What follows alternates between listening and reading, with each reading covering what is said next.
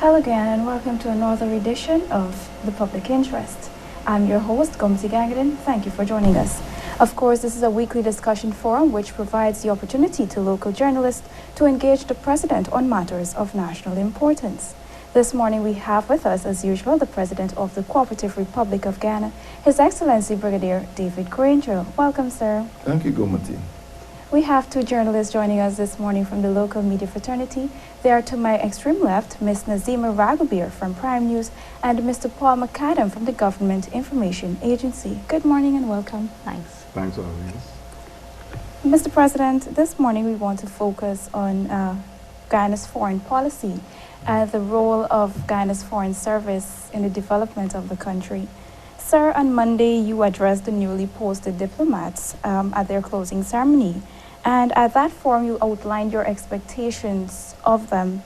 How do you see the members of the Foreign Service and the roles that they will be playing to contribute to the development of Guyana? Well, Guyana is a small country, a small population, but we have very serious problems, particularly with regard to our territorial security and territorial integrity. We've always looked upon the Foreign Service as the first line of defense. And in that regard, Guyana traditionally, from the time of independence, had a robust foreign policy. So we always aimed at selecting the best persons to represent Guyana overseas. So my main concern in speaking with the diplomats earlier this week was to insist that they understand the national interest, what Guyana needs to achieve through their missions overseas. And in this regard, I emphasize that they don't represent any ethnic group, they don't represent any political party, they're not being appointed as a reward for past services, as a form of political patronage, that they are there to serve the national interests. And that national interest is really what is best for Guyana, whether it's a matter of territorial defense, whether it's a matter of the economy, of protecting our environment.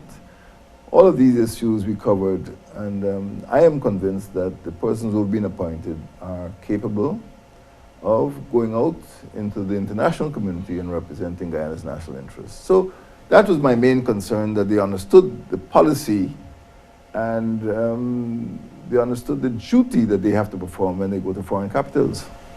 Thank you, sir. Journalists, you can now pose your questions on the topic. Right. On the same issue, how do you view the rotation of heads if that is going to be applied? I know it is something that is the norm in many other countries. What we saw that obtained previously was a kind of static heads of missions, just going into position and remaining there. How do you see probably a rotation or shifting of posts being applied in Guyana, the importance of? Well, I would say that the rotation of diplomats is of paramount important, because if a diplomat is kept in his or her position too long, he tends to lose his effectiveness. And I think this has been a fault under the previous administration, that many diplomats were kept there for up to 20 years. The second problem is that as far as the selection of diplomats is concerned, the last administration inherited a core of professionals, people who had been qualified, and they were removed and many political appointees were placed.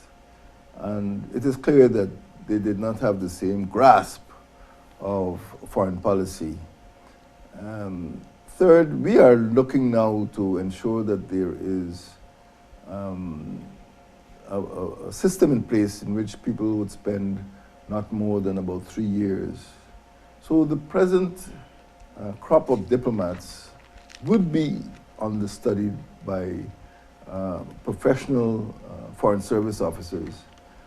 And in the fullness of time, we would have a purely professional diplomatic service, a foreign service.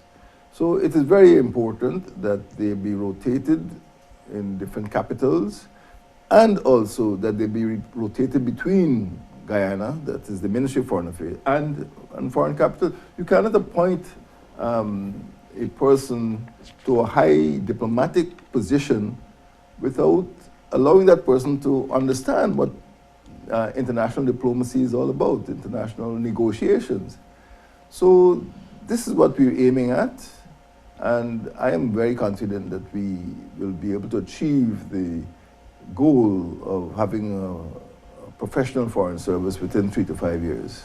Mr. President, it seems like no foreign service is without politics. And I'm going to refer to your statement about recently.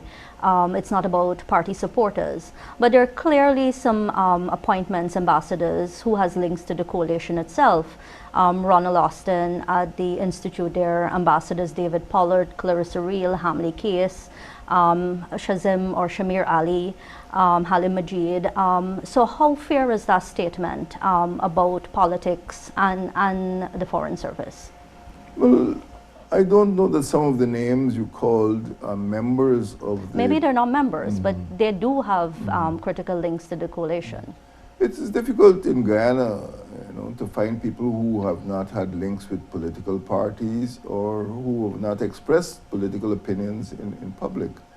But you can't fake experience. And we put our emphasis on selecting persons with experience who we feel can go into foreign capitals or even serve here, the Foreign Service Institute, and do so in a professional manner. So sometimes you have to choose persons who are judges or attorneys and members of commissions of inquiry, but as far as possible, we try, just as journalists, you try to suppress bias and emphasize the professional aspects of what you're doing. But everyone is biased in a way, but we try to suppress that bias when you're writing or when you're performing your functions. But we are aware that the persons we selected have the experience to do their job, and that is the main concern. How important do you think is it for youths to get into something like the Foreign Service? It may not have been on the radar for many of them, but as you want to develop the Foreign Service, you will have a generation that is being phased out eventually, and someone has to replace them. Exactly. What do you want to say to youths who may be thinking, maybe I can learn a language or two and get into the Foreign Service? Well, the Foreign Service is a wide field. It is not just about international relations, and some people mistakenly believe that once they study IR at the university, then they will become a diplomat someday. But we want to see international lawyers, we want to see economists, we want to see people who conduct negotiations, we want to see people who understand the environment. So there's a wide range of issues. If we want to send someone to the United Nations to discuss human rights, or to go to Paris to discuss environment or global warming, we need more than people who study IR. So I would encourage young people to consider not just a narrow field, but also do what they want to do. If they are interested in biodiversity, if they're interested in international law, if they're interested in economics, trade, and then there will be a place in the Foreign Service for you. Guyana needs a variety of skills and talents. So I encourage young people to be qualified first, and then you can go into a field, not necessarily international relations, but in every mission, particularly under my administration, I've emphasized that we are focusing on economic diplomacy. I want people who can go out there and sell rum, sell rice, sell our timber, and of course, promote investment in Guyana. Okay, if I can move on from this topic. Yes, sure. There have been some criticism in certain quarters about the appointment of military officers for certain jobs. I think there were 2 commissions of inquiries where there were former military officers who were chairing, and the events department head also from the military. Aren't there people outside of that cadre that we can look to for these appointments?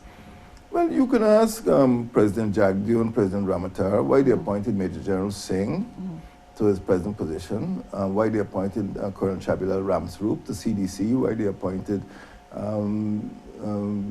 Colonel Brassington Reynolds as a judge, why they appointed Colonel Prasad as the Accountant General, And you can go through a whole list of people. When I became president in May 2015, they had about 10 officers that the PPP administration had appointed.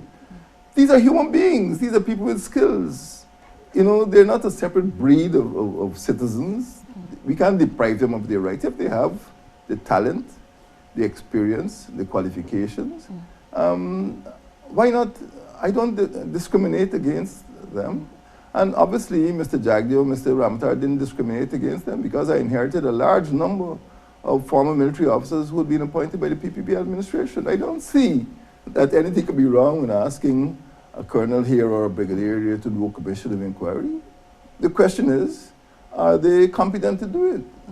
You know, there's the old saying that it doesn't matter if it's a black cat or a white cat. If it catches rats, it's a good cat. So we want good cats. Most of the appointments are mainly on experience and competence. That is right. And this, I don't think is different. Everybody recognizes that some of the appointments made by the previous administration, nobody criticized them. Why should they criticize me? I would certainly make some criticism myself because there's a particular person who they appointed as a minister who was cashiered from the GDF, discharged with ignominy, and they put him in the cabinet. So when the people in the PPP point fingers, let them explain why such a person was given such a high position in their administration. Sir, if I can shift your focus a bit here, we're going more on the softer side. On Monday, we will be celebrating Emancipation Day, or Freedom Day as it's commonly referred to. And a sentiment of that celebration is the coming together of people to, you know, achieve freedom in that sense. Sir, even as your administration continues to push social cohesion and the achievement of social cohesion, what do you think is the message that Guyanese people can take away from this occasion? Well, in fact, of all of our national celebrations, 1st of August is perhaps the most cohesive because it's, if you look historically, the emancipation of Africans on the 1st of August was the reason why Portuguese immigration started. And if you look at the proximity between the arrival of the Indians on the 5th of May, 1838, and the emancipation of Africans on the 1st of August, 1838, you can see that they're linked. So, 1st of August, or Emancipation Day, Freedom Day, really was the birthday of Guyana. That is the day which more or less caused all of the other ethnic groups, apart from the Europeans and the Americans, to come to Guyana. The Chinese came to work on the sugar plantation. The Portuguese came to work on the sugar plantation. The Indians came to work on the sugar plantation. All this was necessary because of 1st of August. So I would say that is our real national day. And I know that Africans feel that it is a special day for them. Yes, I agree it's a special day for them. But it's also a special day for Indians, Chinese, and Portuguese who came to work on the plantations. So I would tend to regard that day as being perhaps the most significant socially cohesive event in the entire Guyanese history. It justified the coming together of our people, and we are a beautiful people. It is the foundation of our nation. Thank you, sir. Paul? I'll shift your focus again. Looking at youth development, you pushed for like a youth corps or a cadet corps, which obtained a QC years ago. There seems to be a serious lack of discipline, particularly among youths in Guyana. How important do you think is something like this in reinstilling this sense of national pride and discipline in youths as they develop themselves? Well, I look to the future. I look to solve problems. It is my view that, particularly now that we're coming upon the August holidays, some people call it summer, it's a good occasion for young people to understand the environment, understand the country, and interact with each other. So it is my view that a form of youth corps, or youth service, should be available to young people in school, roughly between the ages of 11 and 18. And I would like to feel that it's not just a military corps looking forward to discipline and marching. It is about learning to live together and learning about our country and learning about each other. That's what it's about. It has started in a small way, and I expect that by next year it will gain momentum and we'd have more young persons coming into it. It is very important because I don't want to criticize what is happening in the communities, but it will support families, it will support households, and I would like to feel that the mandirs, the masjids, the churches, non-governmental organizations will come together to support this National Youth Corps. I have been able to go to some communities, for example, Barakara, and there's some youth there. Truly enough, they come from a religious youth organization, but the sense of solidarity, the sense of community is very strong. And this is what we hope to build in other communities. And in the fullness of time, I expect that all regions will have a core of young people, and they could meet during the week, and certainly in the long August holidays. I think it would be good for them. Under the banner of social cohesion, something that you've been pushing since your presidency, there are two organizations that seem to be faltering. The Georgetown City Council, they're plagued by bullyism and ineptitude, and then we're seeing a fractured Region 5 Council. What would be your word of advice to these two bodies that provide critical service to this country that seem to be going their own way? Well, it's cooperation rather than confrontation. I think that is the political culture that we're trying to instill and inculcate in Guyana. And I lead a 6-party coalition. It is based on consultation. It is based in cooperation. And the same mood should permeate these councils. You mentioned 2 municipal councils, local government councils. I'm concerned about the national capital, Georgetown, and I actually went to speak to them to explain my views and to ask for the national capital, or the councillors who are responsible for running the national capital, to embrace that doctrine of cooperation rather than confrontation. I don't have any way of coercing them, and that is not my style, but I have delivered that message of cooperation to them. And I say the same thing for the Regional Democratic Council in the Mahaica-Berbice region.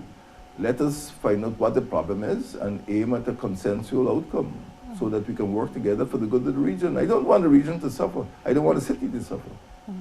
The eagerness for constitutional reform seemed to be wearing off, partially because people are not hearing about our report and what are the next steps. Sir, what are those next steps? The next steps are that we have to put in place a mechanism for countrywide constitutional consultation. What I did say is that I don't want any boardroom conference deciding on what changes are to be made.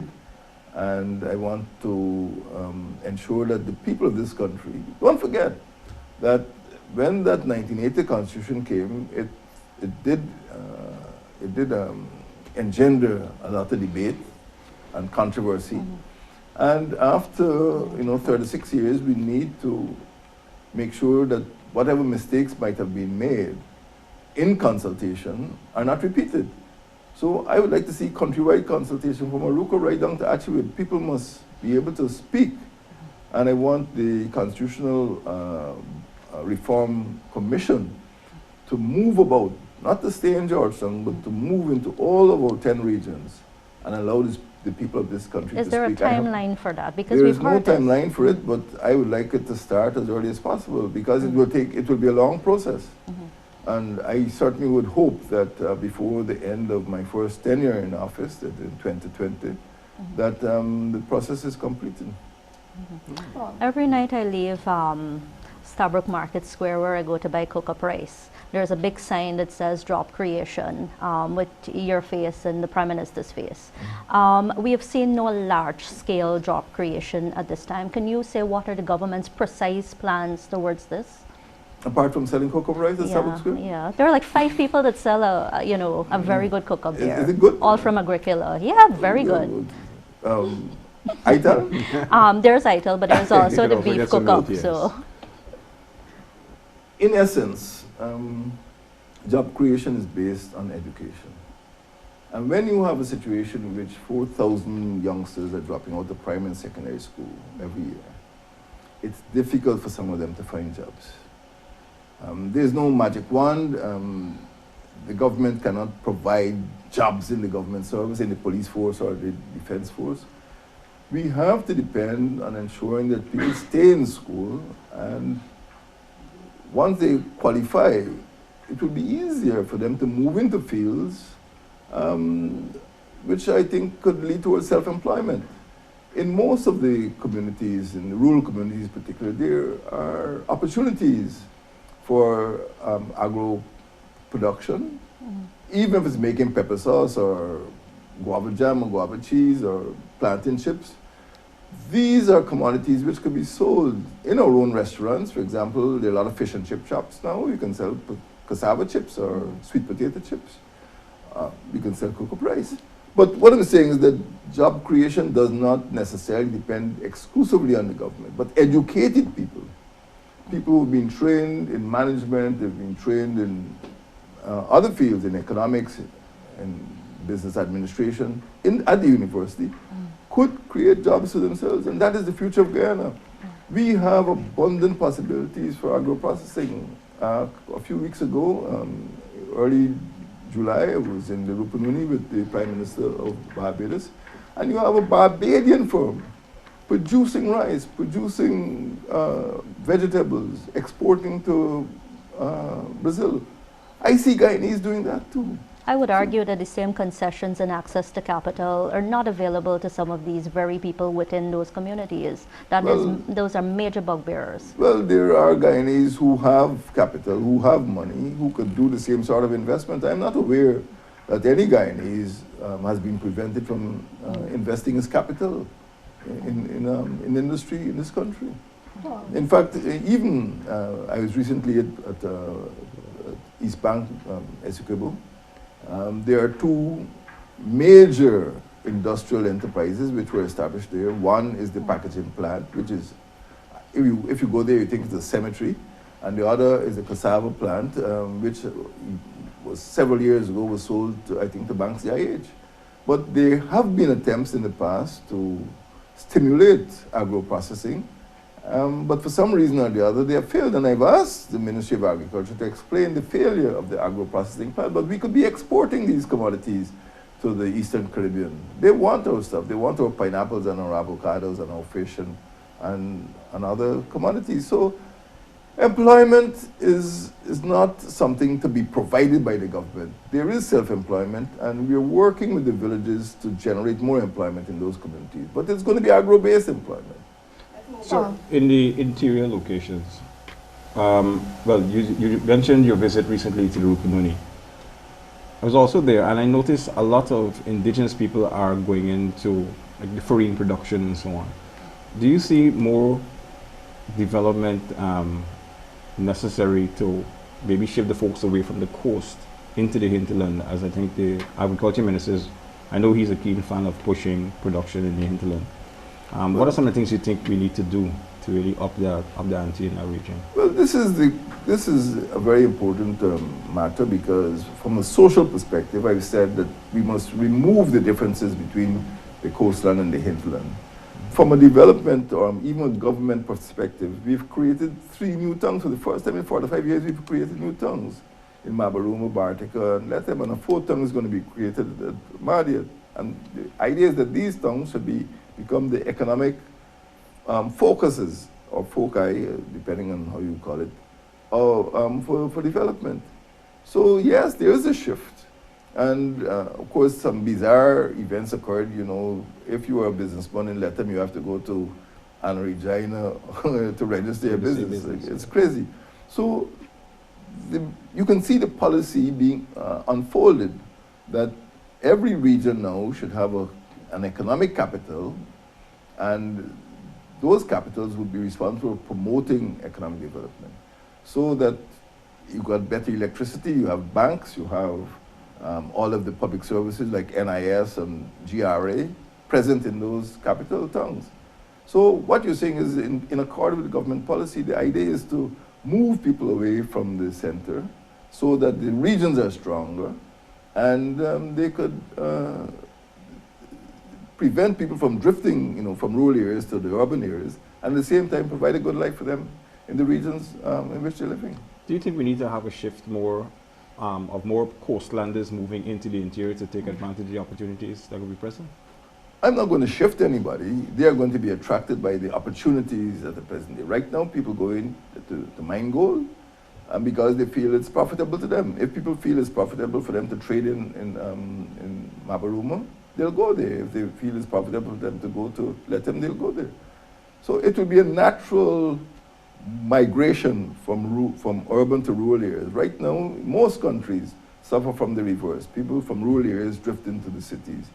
But we hope that we can create that virtuous cycle in which people move from the urban areas where it is difficult to get jobs and transportation and other problems, and start pioneering new industries in those capital towns that are being created.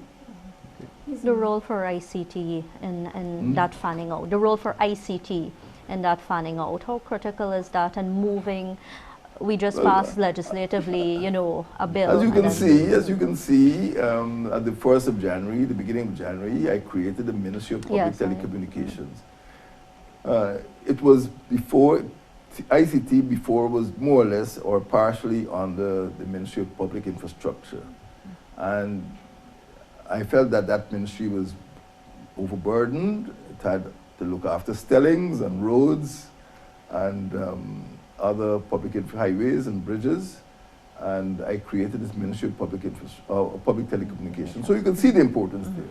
It is critical because although we have a huge number, about 600,000 mobile phones in Guyana, there are many areas which are outside of where communication is not possible. There are no telephones, there are no newspapers, you know, there is no cell phone contact. So we are extending that. As you can see, the Department of Public Information, DPI, has opened radio stations, and we will continue to extend it until every part of Guyana can be accessed, not only in terms of television and telephone, but also, other forms of communication, radio, and so on.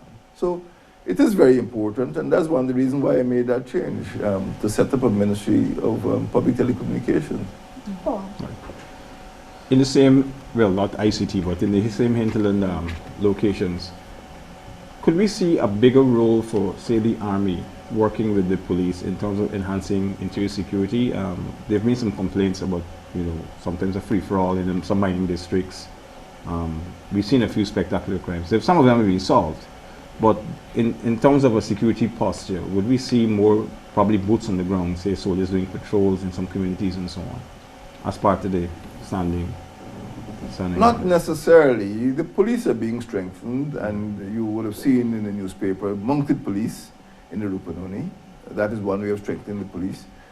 We would also work towards increasing the number of rural constables to support the police. But in addition to that, we are developing a corps of wardens who will be working in the mining areas. There have been some, as you say, lawlessness. There has been some lawlessness in mining areas, leading to deaths, unfortunately. Sometimes traffic accidents, sometimes murders, sometimes fatal accidents in the mines. There needs to be better policing of our forested areas, as well as to protect tourists when they come into this country.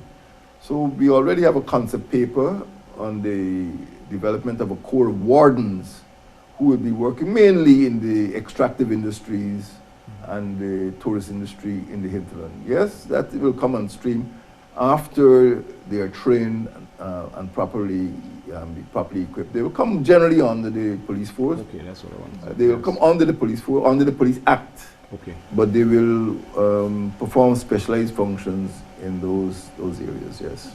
Is there any humanitarian approach to Venezuela at this moment? I know both ministers, Jordan and Greenwich, had said to me before the country is going to react if there is a request. But we saw those 14 Venezuelans being deported, and they claimed that they were here. While the law has its job to do we as a country also need to be reaching out? Your take on that? On humanitarian grounds, always, yes. We will not turn away persons on humanitarian grounds, but if we feel that there is no justification, if people have just wandered into Guyana illegally, and there is no evidence that they are under any sort of persecution, political persecution or economic privation, we have a duty to protect our territory and our citizens. We have had some problems from persons in the Bolivarian Republic of Venezuela who have done some things in the Cuyuni and the Venamu River areas, and we want to make sure that people don't continue that sort of mischief. But once we are assured of the bona fides of persons who need to enter our territory on humanitarian grounds, we will give consideration. The Ministry of Citizenship is aware of that policy, and we are going to make sure that people receive refuge from persecution. Thank you, Mr. President. Thank you, journalist. That has brought us to the end of this week's edition of The Public Interest. Do join us next time. Have a blessed day, Guyana. Goodbye.